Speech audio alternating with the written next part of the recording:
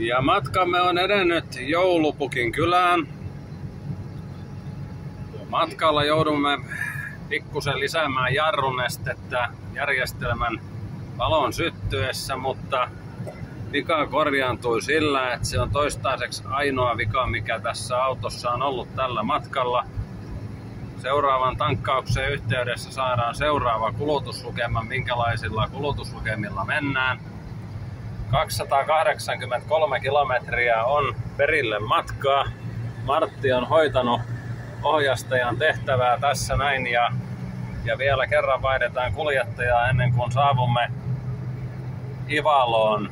Sieltä tarkoitus on sitten herättää auto henkiin ja tarkoitus on vielä lähteä ajelemaan kohti Joulupukin kylää, jos päästäisiin vielä vähän saunomisen tunnelmiin.